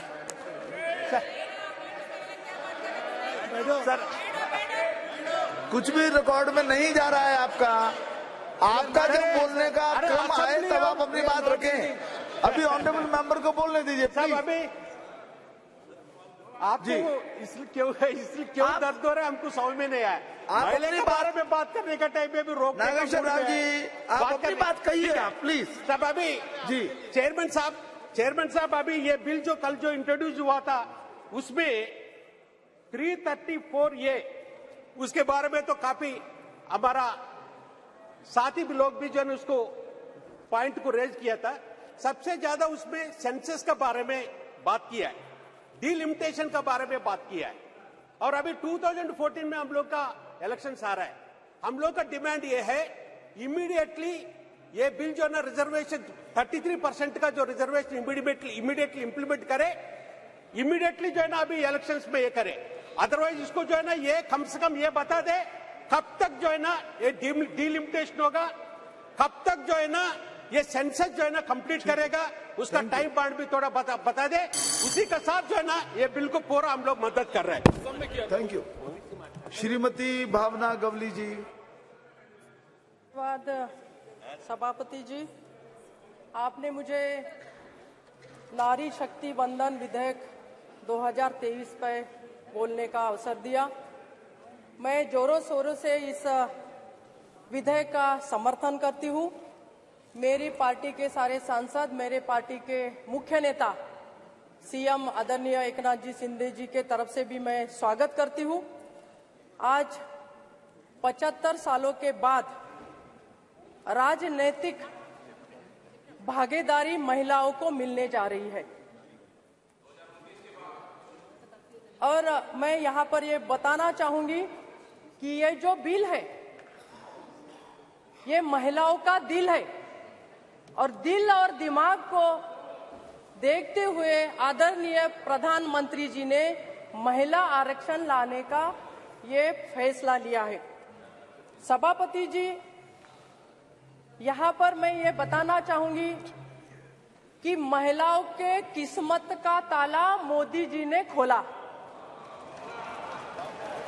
अगर मोदी जी हमारे प्राइम मिनिस्टर साहब अगर ये पहल नहीं करते, ये बिल यहाँ पर विशेष सत्र में नहीं लाते, तो मुझे लगता है हमारे महिलाएं वैसी की वैसी रह जाती, वो ग्राम पंचायत जिला परिषद में ही अटकी पड़ी रहती। और ये निर्णय लेने के कारण हमारे सारे महिलाओं को फायदा होगा। रमा जी यहाँ पर बैठी हुई है, मुझे पता है रमा जी कि महिलाओं को चुन के यहाँ पर आने के लिए कितना कष्ट करना पड़ता है, कितना संघर्ष करना पड़ता है, कितना लड़ना पड़ता है। पहले अपने पार्टी से लड़ो, फिर बाद में क्षेत्र में लड़ो, फिर काम के लिए लड़ो। ये सारी लड़ाइयाँ पार करते करते मोदी जी ने, हमारे प्राइम मिनिस्टर साहब ने हमें यहाँ तक कल पहुँचाया है। मैं बहुत बहुत धन्यवाद उनका देना चाहूंगी कि ये पहल उन्होंने की है, और ये पहल तो वही कर सकते, दूसरे में हिम्मत कहाँ है करने की। इतने 27 साल से इस विधेयक को हम पारित नहीं कर पाए, किसी ना किसी बहाने, किसी ना किसी कारण इसे हम वैसा के वैसा पड़ा रहने दिया, उस पे धूल बैठ गई। वो धूल साफ करने का काम हमारे प्राइम मिनिस्टर साहब ने यहाँ पर किया है। मैं बहुत बहुत अभिनंदन, धन्यवाद यहाँ पर करना चाहूंगी। सभापति जी, जैसा कि हमने देखा है, महिलाओं का योगदान कोई आज यहाँ संसद में है या बाहर है ऐसी बात नहीं है। महिलाओं का योगदान तो झांसी की रानी जो बोलती थी खूब लड़ी वो मर्दानी झांसी वाली रानी थी। इस प्रकार से जीजा माता ने भी छत्रपति शिवाजी राजे को तैयार किया। उन्होंने उनके हाथ में राज्य की, देश की भागदौड़ देने के लिए प्रयास किए, काम किया। इस प्रकार से हमारी जो महिला अहिल्या देवी होलकर, उन्होंने टेम्पल बनाए, रास्ते बनाए, घाट बनाए, इस प्रकार से काम किया। हमारी सावित्रीबाई फुले जो महाराष्ट्र से आती है, उन्होंने भी महिलाओं के लिए शिक्षण देने के लिए काम किया। और वो जब महिलाओं को शिक्षा देने के लिए जाती थी तो उनपे पथराव होते थे, उसे भी झेल कर उन्होंने महिलाओं के लिए पहल की। इस प्रकार से हमारी सारी महिला जो पुरातन काल में भी थी, अभी भी है और आगे भी रहेगी, लेकिन आगे और बढ़ने के लिए हमारे महिलाओं को पूरा समर्थन देने का काम हमारे सरकार ने किया, मोदी जी के सरकार ने किया। इसलिए मैं यहाँ पर ये बोलना चाहूंगी कि जैसे कि प्राइवेट मेंबर बिल, ये लास्ट टाइम एक महिला ने हमारे, जिनका नाम है प्रमीला दंडवती दी ने, उन्होंने लाया था, वो महाराष्ट्र की महिला थी, उन्होंने लाया था। जैसा हम देखते हैं सर कि महिलाओं का योगदान पहले ऐसा रहता था कि वो नर्स बने, वो एक टेलीफोन ऑपरेटर बने, इस प्रकार से महिलाओं का योगदान होता था। बट उसके बाद में महिला आगे बढ़ती गई, सपोर्ट मिलता गया, और आज तो हम ये देख रहे हैं कि हमारा महिलाओं का बिल पास हो रहा है। कभी हमने ये भी सुना है कि महिला ऑपरेटर जो 100% ली गई थी, तो उसके बाद में एक सुप्रीम कोर्ट में एक रिट पिटिशन हुई थी कि 100% महिला ऑपरेटर कैसे हो सकते हैं। तो कोर्ट ने ये बोल के छोड़ दिया था, कोर्ट ने ये बोला था कि ये आरक्षण तो अभी रहेगा लेकिन 100% आरक्षण नहीं मिलेगा। तो सर हम 33% में ही खुश हैं, मैं ये बोलना चाहूंगी। और मैं ये भी चाहूंगी कि महिलाओं का आरक्षण केवल इसमें ना हो, मंत्रिमंडल में भी महिलाओं का 33% आरक्षण हम दे। हमारा वो भी महिलाओं का नहीं काम करना है, अगर महिलाओं को आगे बढ़ना है तो उसको एग्जीक्यूटिव भी रोल करना पड़ेगा।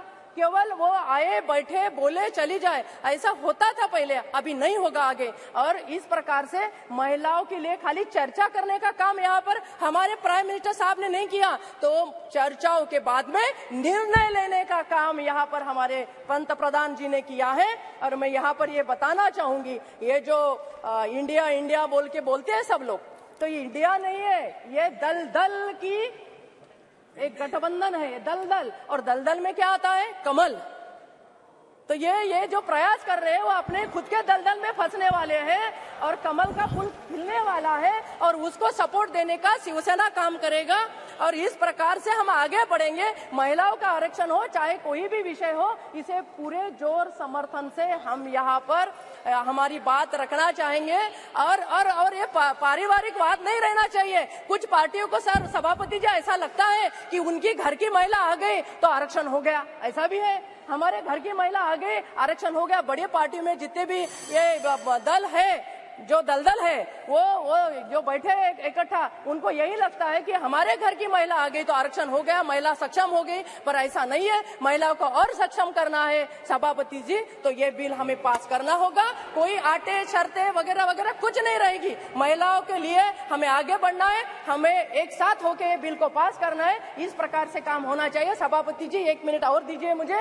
यहाँ पर हमारी हिना जी बैठी है, यहाँ पर हमारी देव जी बैठी है, यहाँ पर हमारी ये दीदी बैठी है, यहाँ पर आगे भी ये सारी महिला बहुत संघर्ष करके आई है सर। मैं भी बहुत संघर्ष करके यहाँ तक पहुंची हूँ। मुझे कोई राजनीतिक बैकग्राउंड नहीं है, लेकिन 5 बार यहाँ पर मैं अपना प्रतिनिधित्व कर रही हूँ, अपने खुद के बलबूते पे कर रही हूँ। मेरे पार्टी ने मुझे सपोर्ट किया है, मेरे बाकी के लोगों ने सपोर्ट किया है, लेकिन मेरा संघर्ष भी उतना ही रहा है। जिस प्रकार से हमने संघर्ष किया है, जिस प्रकार से यहाँ की हर एक महिला संघर्ष करके आती है, उस संघर्ष को सैल्यूट करते हुए, उस संघर्ष को प्रणाम करते हुए इस बिल को हम सब लोगों को पास करना चाहिए और मोदी जी को सक्षम नेतृत्व के आगे बढ़ने का हमें 24 में और मौका देना है। उसके लिए हमें इकट्ठा होकर ये बिल को पास करें, यही मैं करूंगी और शिवसेना पूरा समर्थन यहाँ पर करती है। श्रीमती ज्योतिमणि जी।